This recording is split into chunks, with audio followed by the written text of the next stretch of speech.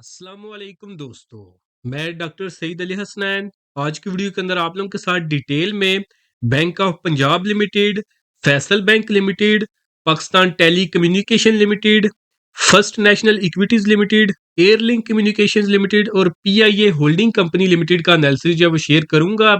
बारी बारी से हम इन शेयर्स को जब एनालाइज करेंगे और देखेंगे कि ये शेयर अभी किस तरह परफॉर्म कर रहे हैं, आने वाले दिनों में किस तरह परफॉर्म करेंगे।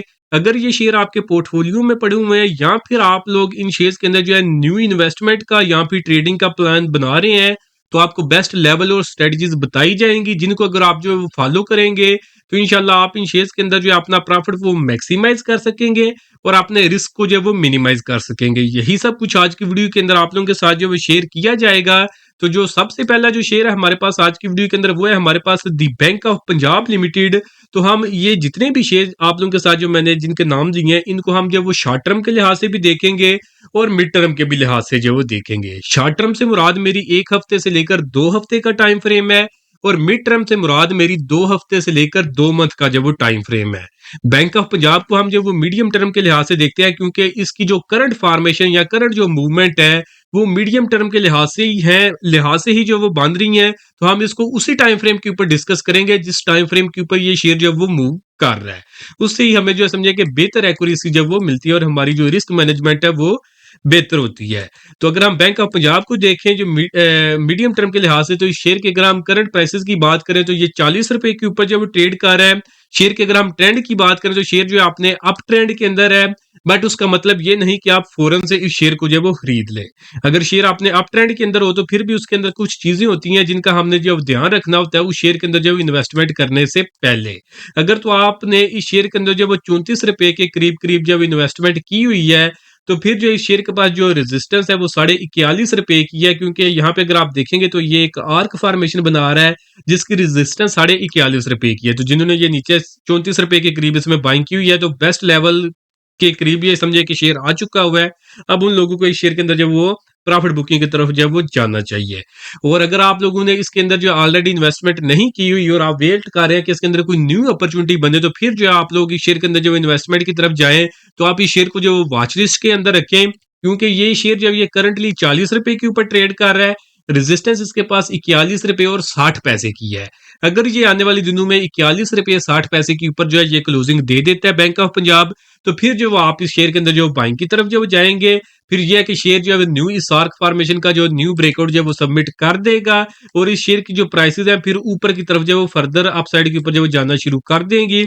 और अपसाइड के ऊपर जो ये शेयर जो फाइनल टारगेट एक्सपोज करेगा अपना मिड टर्म के लिए, वो इस शेयर के अंदर जो फाइनल टारगेट होगा वो 51 रुपए और 50 पैसे के करीब होगा। तो आपको इजीली इस शेयर के अंदर जो है तकरीबन जो वो 25 से 30% का जो वो गेन मिल जाएगा जब ये शेयर 41.5 रुपए के ऊपर क्लोजिंग देगा। तो स्टॉप लॉस उस वक्त जो आपका इस शेयर के अंदर जो वो 36 रुपए से जो वो नीचे का होगा। और वो लोग जिनके पास ये शेयर जो है अभी फिलहाल जो वो पड़ा हुआ है, और अगर स्टॉप लॉस की बात करें तो 34 रुपए से जितनी देर तक ये शेयर ऊपर ट्रेड कर रहा है उतनी देर तक आपको इसमें डरने की जरूरत नहीं है। ये मैं mid term to long term के लिए जिन लोगों ने इस शेयर को रखा हुआ है उनके लिए बात कर रहा हूँ। अगर ये 34 रुपए का लेवल डाउन साइड पे ब्रेक करता है तो फिर जो है ये खतरनाक शेयर बन सकता है। तो फिर डेफिनेटली जो है स्टॉप लॉस के साथ आपको इस शेयर के अंदर जो वो काम करना पड़ेगा, यानी फिर जो है इस शेयर में से निकलना पड़ेगा अगर ये 34 रुपए का लेवल डाउन साइड के ऊपर जो वो ब्रेक कर देगा। बैंक ऑफ पंजाब के बाद नेक्स्ट शेयर जो है हमारे पास वो भी बैंकिंग सेक्टर से ही है, वो है हमारे पास Faisal bank limited. Faisal bank को हम जब वो चार्ट के ऊपर जब वो देख लेते हैं, तो इस शेयर को अगर हम जब वो चार्ट के ऊपर देखें तो इसको भी हम जब वो मीडियम टर्म के लिहाज से ही डिस्कस करेंगे, क्योंकि इसकी भी जो मूवमेंट है ये भी मीडियम टर्म के लिहाज से ही जो वो बांध रही है इस शेयर के अंदर। तो वो यहाँ पे इसकी फॉर्मेशन जिसके अंदर जो है ये कंसोलिडेट कर रहे उसको मैं ड्रा कर लेता हूँ।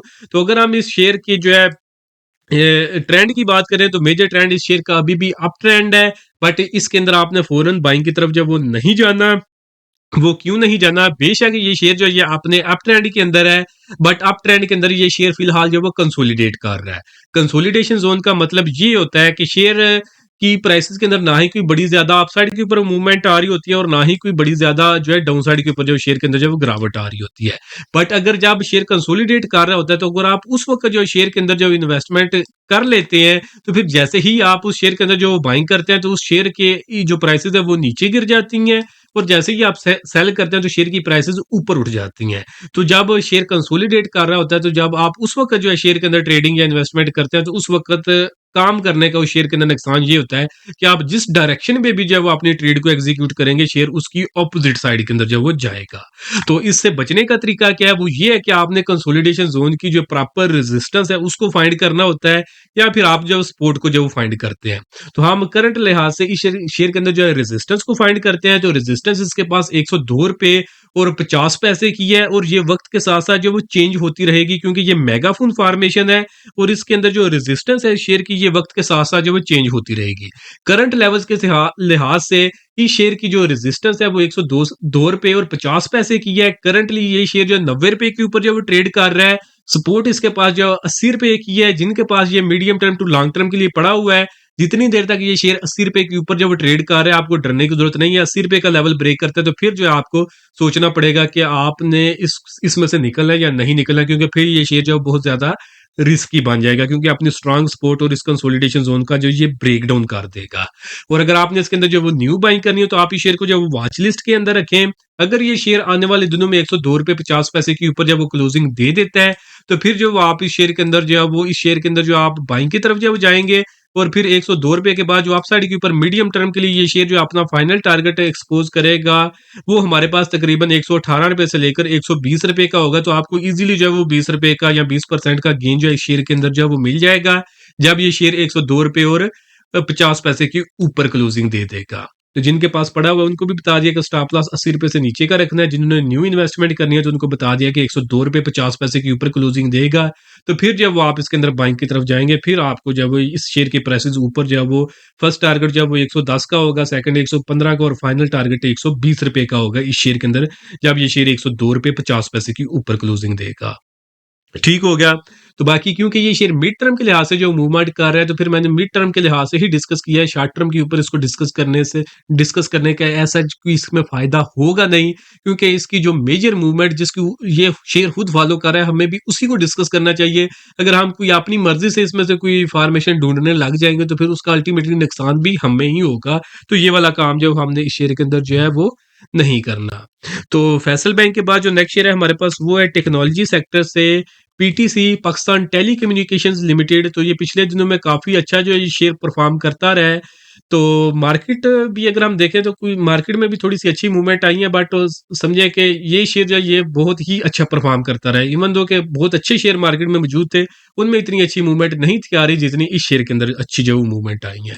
तो अगर तो आप हमें जो सेकंड चैनल जो कि हमारा गिरेरा ट्रेडिंग के नाम से, वहां पे अगर आप फॉलो करते हुए आ रहे हो, तो जैसे जैसे इस शेयर की मूवमेंट अप साइड के ऊपर बांध रही थी, अपॉर्चुनिटीज बांध रही थी, तो हम उस चैनल के ऊपर इस शेयर को जो है लगातार शेयर कर रहे थे कि बाय कर लें आप इस शेयर को। तो अगर आप देखेंगे तो एक इस वीडियो के अंदर भी हमने इसको डिस्कस किया था, और अगर हम जो रिसेंट टाइम में देखें तो एक वीडियो इसमें भी हमने इसको डिस्कस किया था। तो इसी तरह हम वक्तन फवक्तन इसको जब डिस्कस करते रहे थे और रिकमेंड करते रहे थे कि इस शेयर को जब खरीद लें, इसकी प्राइसेज जो ऊपर जाने वाली हैं। तो ये आप समझे कि ऊपर आ चुकी हुई हैं। तो शेयर के अगर हम ट्रेंड की बात करें, पाकिस्तान टेलीकम्युनिकेशंस कंपनी लिमिटेड की, तो शेयर जब वो अपने मेजर अप ट्रेंड के अंदर है, तो अप ट्रेंड के अंदर जो है इसके अंदर जो है रिसेंट ही समझे कि एक बाई का सिग्नल जो वो जनरेट हुआ था, जिसके समझे कि अब ऑलमोस्ट ये फाइनल टारगेट भी जो है ये शेयर जो है अचीव कर चुका हुआ है। तो वो मैं यहाँ पे आपको बना के दिखा देता हूँ। यहाँ पे शेयर ने जो ये कंसोलिडेट किया था आर्क फॉर्मेशन के अंदर, जिसकी रेजिस्टेंस थी 50 रुपए 85 पैसे की, जिसका ब्रेकआउट इसने इस कैंडल के ऊपर किया था। उस वक्त जो है शेयर के अंदर जो बाइंग बनती थी। और अगर हम इस आर्क फॉर्मेशन के जो टारगेट्स देखें, अपसाइड के ऊपर जो शॉर्ट टर्म के टारगेट थे, तो वो थे हमारे पास जी 60 रुपए के। और ये जो सेकंड इसके अंदर जो लास्ट कैंडल बनी थी, इसने 58.5 का हाई लगाया था, जो कि समझे कि अपना ऑलमोस्ट फाइनल टारगेट जो है ये अचीव कर चुका हुआ है। बट अगर ये शेयर आने वाले दिनों में दोबारा से ये 50 रुपए 85 पैसे के लेवल के ऊपर आ जाता है और इस लेवल को जो सस्टेन करता है, इसको ब्रेक नीचे की तरफ जब नहीं करता है, इसके ऊपर ही सस्टेन कर जाता है, फिर दोबारा से आप 50 रुपए 85 पैसे के ऊपर जब इसके अंदर जो बाइंग की तरफ जब वो जा सकते हैं। स्टॉप लॉस जब नीचे आप जब वो 45.5 रुपए का रख सकते हैं, और टारगेट दोबारा से फाइनल इसके अंदर 60 रुपए का ही होगा। बाइंग क्योंकि 51 रुपए के करीब बनेगी, तो फर्स्ट टारगेट जो इसके अंदर 53 रुपए का रख लें, सेकंड जब वो 57 रुपए का, और फाइनल टारगेट जो इसके अंदर जब वो 60 रुपए का होगा। जिन लोगों के पास medium term to long term के लिए ये पड़ा हुआ है शेयर, जितनी देर तक ये शेयर 41 रुपए के ऊपर जब वो ट्रेड कर रहा है, सस्टेन कर रहा है, क्योंकि ऐसा जो आपको डरने की जरूरत नहीं है। जब इसको ब्रेक कर देगा, तो फिर जो medium term to long term के लिए जिन लोगों ने शेयर के अंदर इन्वेस्टमेंट की हुई है, तो फिर उन लोगों को इस शेयर में से एग्जिट करना पड़ेगा, क्योंकि फिर जो है ये शेयर बहुत ही ज़्यादा खतरनाक बन जाएगा।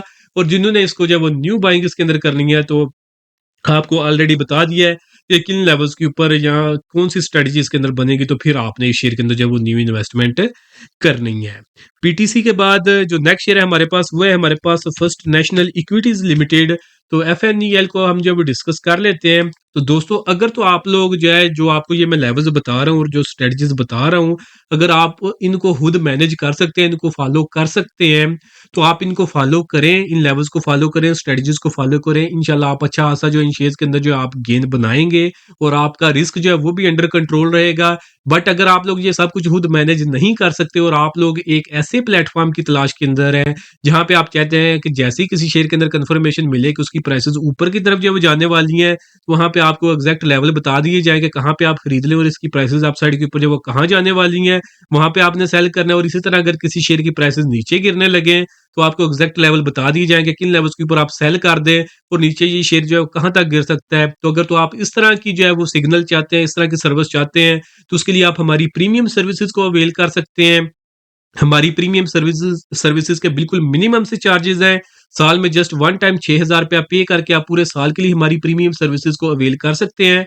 आपने जस्ट वन टाइम 6,000 रुपया पे करना है, उसके बदले में एक तो आपको पूरे साल के लिए हमारा जो इंट्राडे ट्रेडिंग ग्रुप है, जिसमें हम बिल्कुल शॉर्ट टर्म के लिए काम करते हैं, उसकी एक्सेस मिल जाएगी। इसी 6,000 के अंदर आपको जो हमारा स्विंग ट्रेडिंग ग्रुप है, उसकी भी एक्सेस एक साल के लिए मिल जाएगी, जिसके अंदर हम मिड टर्म के लिए काम करते हैं, यानी स्विंग ट्रेड्स कर रहे होते हैं। और इसी 6,000 रुपये के अंदर आपको जो हमारा लॉन्ग टर्म इन्वेस्टमेंट ग्रुप है, उसकी भी एक्सेस मिल जाएगी पूरे साल के लिए, जिसके अंदर हम जब वो लॉन्ग टर्म के लिए, जिसके अंदर जो है शेयर के अंदर पोटेंशियल मौजूद होती है, उनको रिकमेंड कर रहे होते हैं। और इसी 6,000 के अंदर सबसे बड़ा जो हमारा कंप्लीट स्टॉक मार्केट कोर्स है, उसकी भी आपको इसी 6,000 रुपये के अंदर जब वो एक्सेस मिल जाएगी, जहां पे आपको ए टू जी मार्केट से रिलेटेड सब कुछ सिखाया जाएगा। तो अगर तो आप इन सर्विसेज के अंदर जब वो इंटरेस्टेड है, तो आप नीचे दिए गए व्हाट्सएप नंबर पे मैसेज करके आप इनकी जब डिटेल्स ले सकते हैं।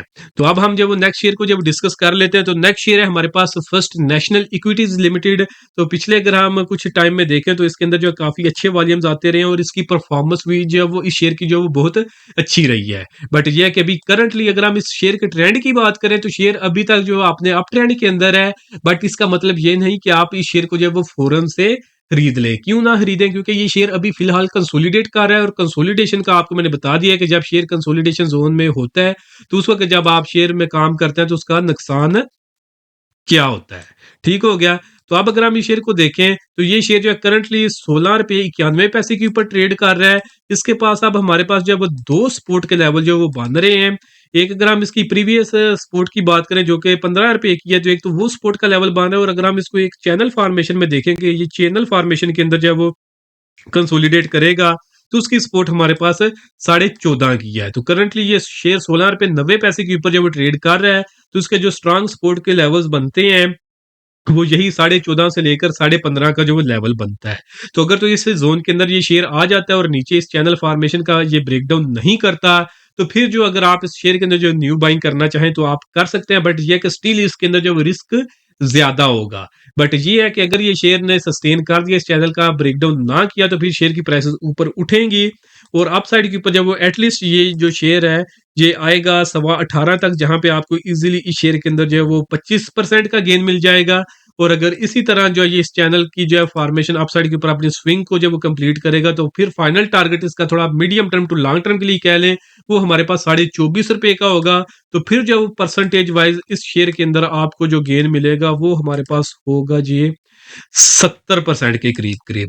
तो उसके लिए ये आपने मेक श्योर करना है कि ये शेयर जो है नीचे इस चैनल फॉर्मेशन या जो सपोर्ट है हमारे पास 14.5 रुपये की, उसका जो ये ब्रेकडाउन ना करें। और अगर आप इस ज्यादा समझे कि जमेले में नहीं बढ़ना चाहते और आप एक एग्जैक्ट फिगर ही जानना चाहते हैं, तो उसके लिए आप जो वो मेक श्योर ये कर लें कि ये शेयर जो है ये ऊपर जो है इस चैनल फॉर्मेशन का जो ये ब्रेकआउट कर दे, और वो जो लेवल है हमारे पास वो बनेगा 25.25 रुपये का। अगर ये 25.25 रुपये का अपसाइड के ऊपर जो ब्रेकआउट कर देता है, तो फिर समझे कि ये बिल्कुल ही जो लेस रिस्की ट्रेड हो जाएगी और इसके अंदर जो गेन है अपसाइड के ऊपर, वो हमें जो बहुत अच्छे मिल जाएंगे। और शेयर का जो अपसाइड के ऊपर फिर जो टारगेट बन जाएगा हमारे पास, वो होगा हमारे पास 35 रुपये का। और हमें जो है शेयर के अंदर जो परसेंटेज वाइज जो गेन मिलेगा, वो हमारे पास होगा जी 40% से जायद का।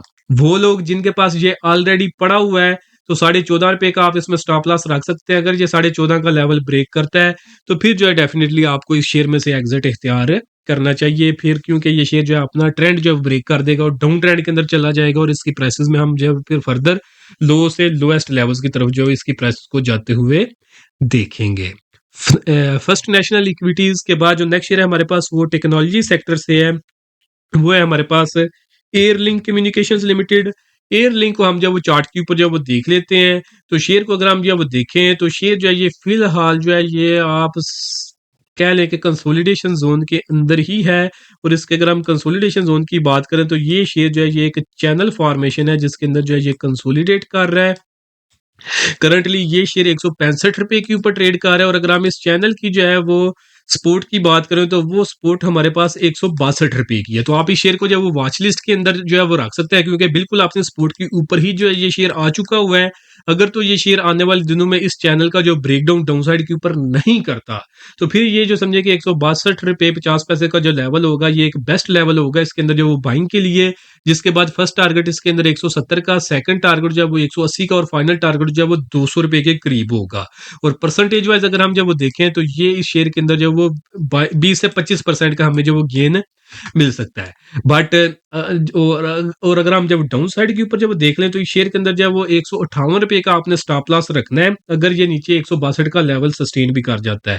ठीक हो गया। और जिनके पास ये ऑलरेडी पड़ा हुआ है तो 158 का आप इसमें स्टॉप लॉस रखें। अगर ये 158 के लेवल से जो नीचे निकल गया, इससे नीचे इसने क्लोजिंग दे दी तो फिर जो है ये फर्दर जो है वो खतरनाक बन जाएगा और इसकी प्राइसेस को हम जब फर्दर जो नीचे जाते हुए देखेंगे, क्योंकि ये जो अभी चैनल फॉर्मेशन जिसके अंदर ये मूव कर रहा है ये चैनल को अगर आप देखेंगे तो ये अपसाइड के ऊपर जब वो जा रहा है तो हम इसके अंदर जो वो पॉजिटिविटी की ही होप रखनी चाहिए। बट अगर इसको इसने ब्रेक कर दिया तो फिर हमारे पास समझे कि कोई लॉजिक टेक्निकल बेसिस के ऊपर नहीं बचेगा कि हम इसमें जो पॉजिटिविटी की उम्मीद रखें। फिर उसके बाद जो ये शेयर जो है वो फिर नीचे गिरना स्टार्ट कर देगा। तो जिनके पास पड़ा हुआ है उनको भी स्टॉप लॉस बता दिया और जिन्होंने न्यू इन्वेस्टमेंट करनी है उनको भी लेवल और स्ट्रेटजी बता दी है कि किन लेवल्स के ऊपर आपने बाइंग करनी है और अपसाइड के ऊपर टारगेट्स क्या होंगे। एयरलिंक के बाद जी नेक्स्ट शेयर है हमारे पास ट्रांसपोर्ट सेक्टर से पीआईए होल्डिंग कंपनी लिमिटेड। तो इसकी समझे कि प्राइवेटाइजेशन वगैरह भी हो गई है तो उस चक्रों से भी ये अब निकल आया है। तो आप समझे कि ये कंपनी जो इसकी एक्चुअल वैल्यू है उसके ऊपर जो आएगा। तो इस शेयर ने जो अभी रिसेंट टाइम में अगर हम हाईएस्ट की बात करें तो ₹49.65 का हाई लगाया है। समझे आप एग्जैक्ट 50 का ही इसने जो लेवल टच कर लिया था।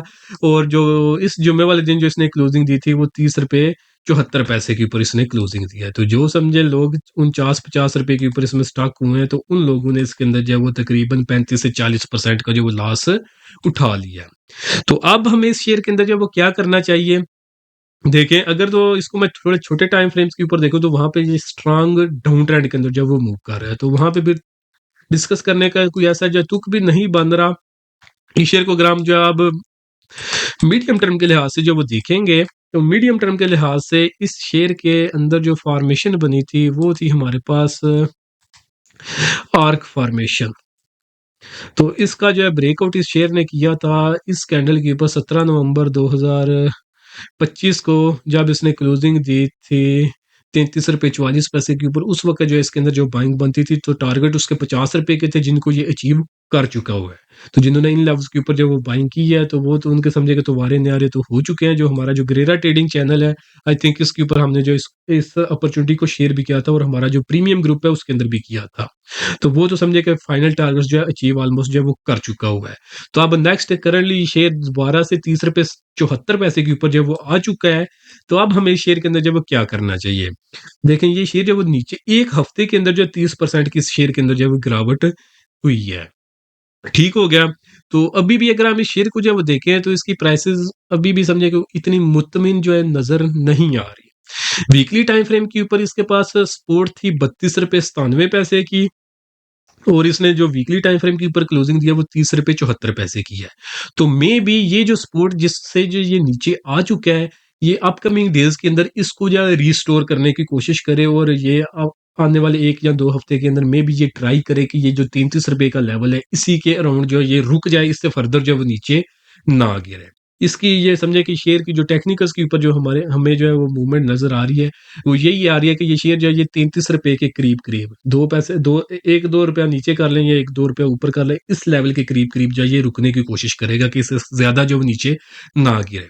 बट अगर ये इस लेवल के ऊपर नहीं रुकता, क्योंकि अभी भी ये इस लेवल से नीचे तो आ चुका हुआ है, ₹31 पे तो समझिए आ चुका हुआ है, अपर लोअर कैप ही लगा था इसको मंडे वाले दिन।